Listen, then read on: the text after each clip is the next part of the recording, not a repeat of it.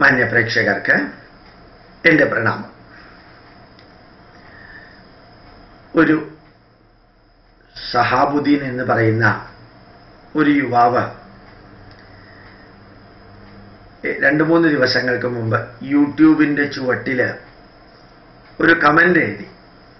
ഞാൻ അവതരിപ്പിച്ച ഇസ്ലാമിക സന്ദേശം ഹിന്ദുക്കൾക്ക് എന്ന യൂട്യൂബ് സന്ദേശത്തിൻ്റെ ചുവട്ടിൽ ഒരു കമൻ്റ് എഴുതി.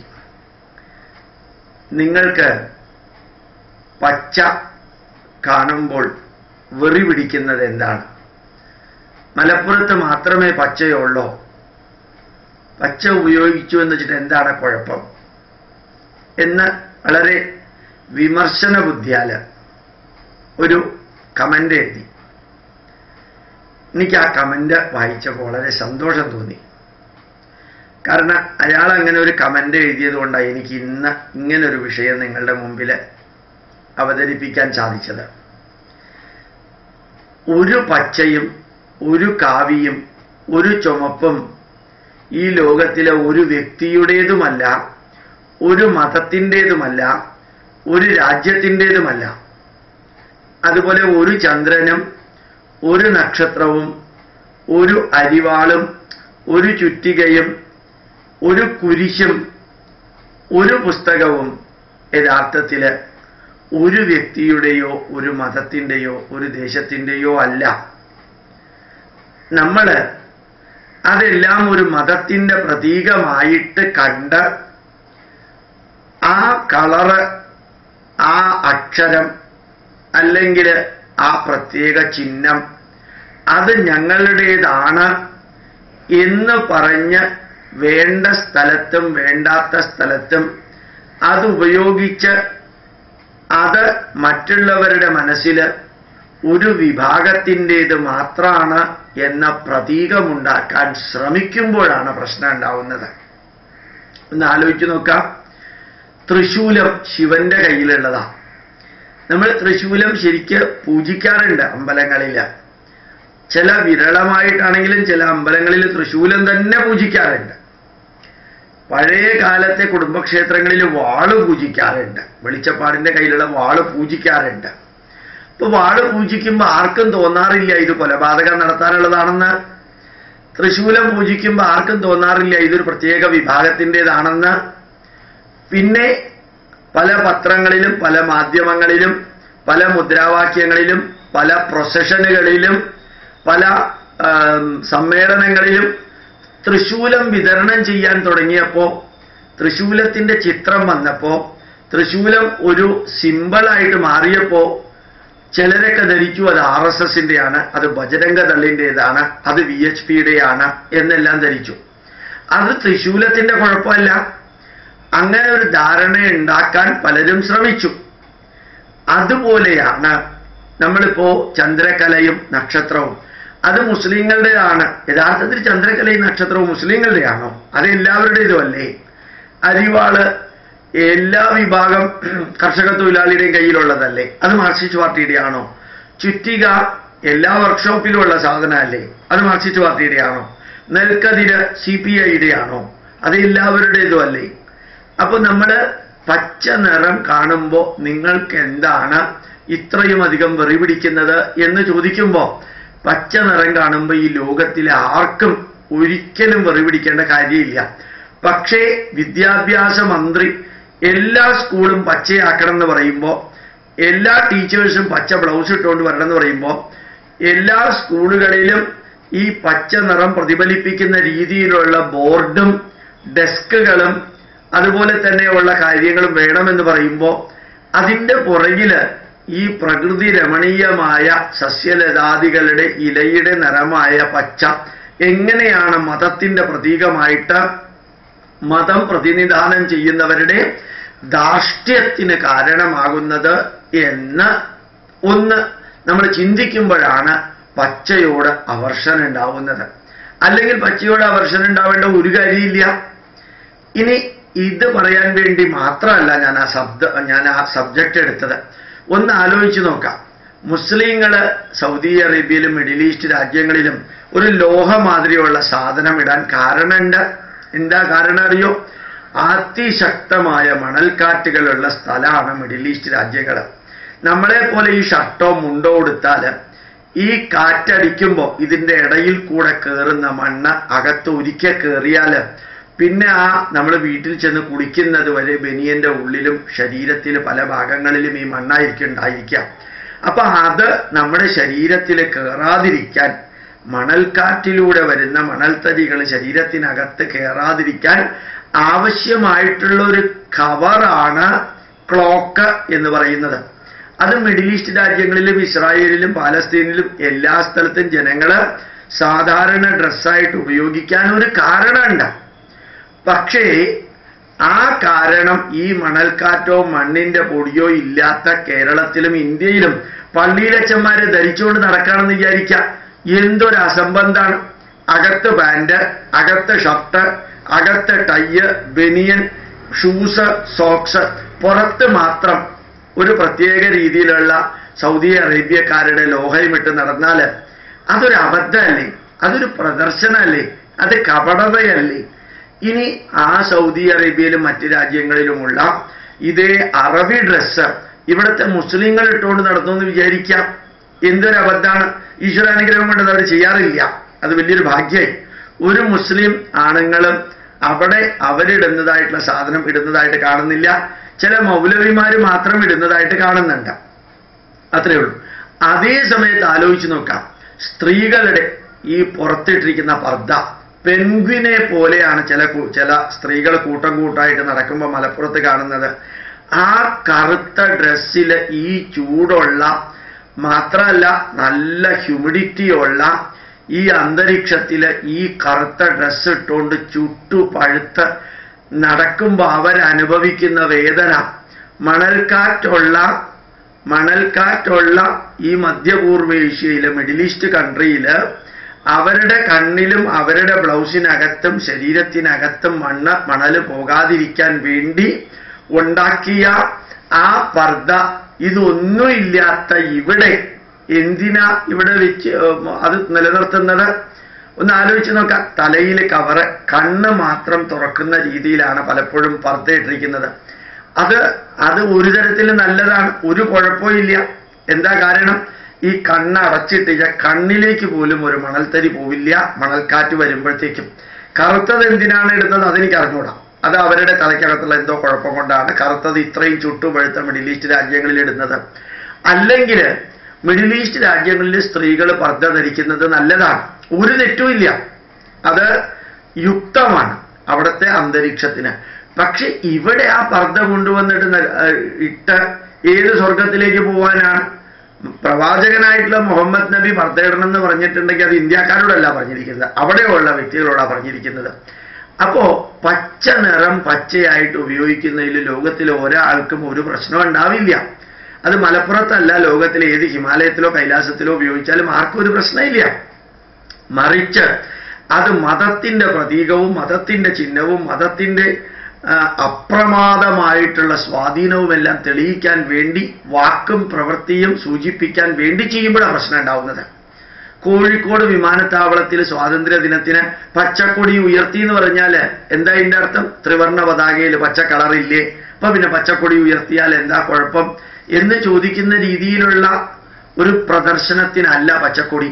മുസ്ലിമിന്റെ അപ്രമാദത്വം കോഴിക്കോട് ജില്ലയിൽ കാണിക്കാൻ വേണ്ടി കാണിച്ച ഒരു തീവ്രവാദമായതുകൊണ്ടാണ് ആ പച്ചക്കൊടി ഉയർത്തുന്നതിനെ എതിർത്തത്.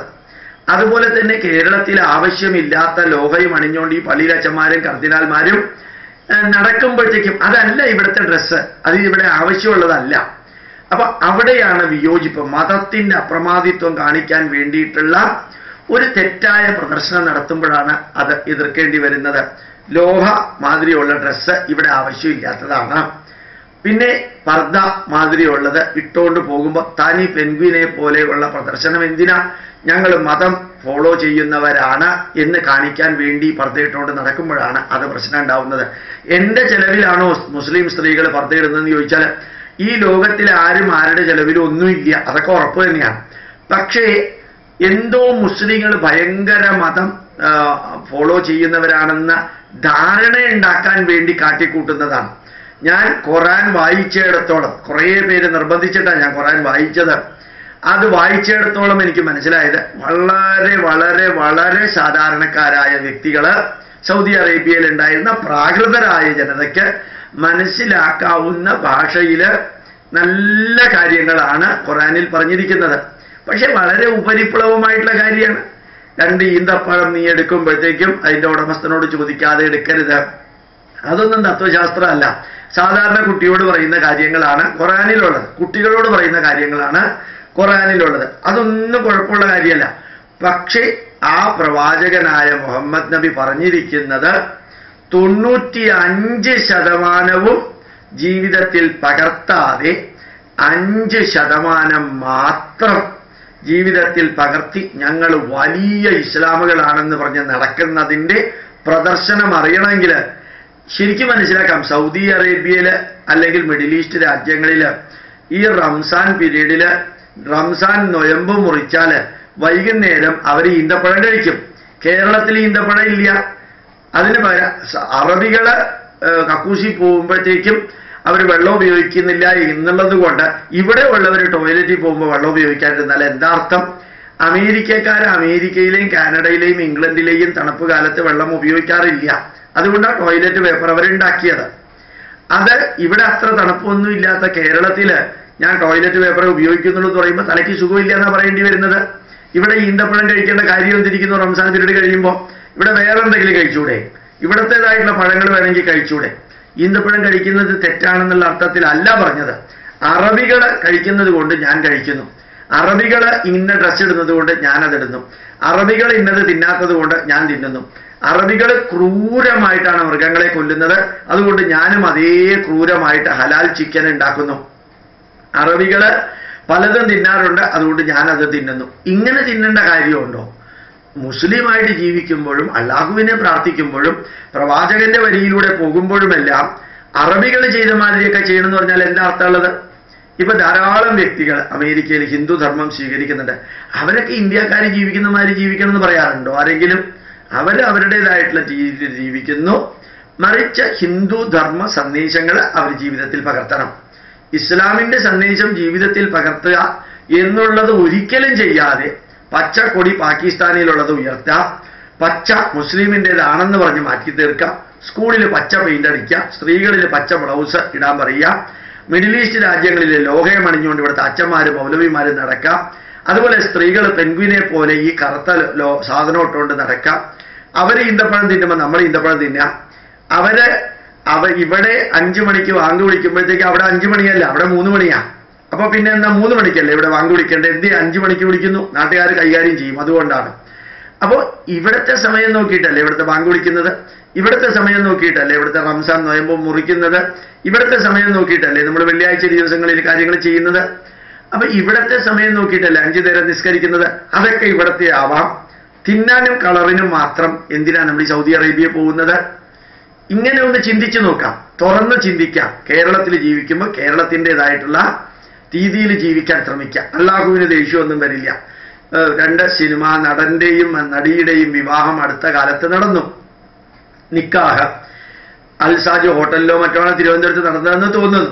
അതൊരു വലിയ വാർത്തയാണ്. മാതൃഭൂമിയിൽ മുഴുവനും അതാണ്. 3ാം ലോക മഹായുദ്ധം പൊട്ടിപ്പുറപ്പെട്ടാൽ എത്ര വാർത്തയുണ്ടാവോ അതിനേക്കാൾ കൂടുതൽ വാർത്തയാണ് മാതൃഭൂമിയിൽ ഒരു സിനിമാ നടനും നടിയും തമ്മിൽ നടന്ന വിവാഹത്തെക്കുറിച്ച് സ്പെഷ്യൽ സപ്ലിമെന്റും എല്ലാം കൂടി ഇറക്കി കാണിച്ചത്. ഒരുപക്ഷെ 125 കോടി ജനതയ്ക്ക് വേറെ വാർത്തയൊന്നും ഇല്ലാത്തത് കൊണ്ടായിരിക്കാം ഈ പത്രങ്ങൾ ഇത്രയും പ്രാധാന്യത്തോടുകൂടി അടുത്ത കാലത്ത് സിനിമയിൽ വന്ന 2 പേരുടെ വിവാഹത്തെക്കുറിച്ച് എഴുതിയത്. ആ വിവാഹത്തിന്റെ അന്ത്യത്തിൽ മാലയിടുന്ന ഒരു സീനുണ്ട്.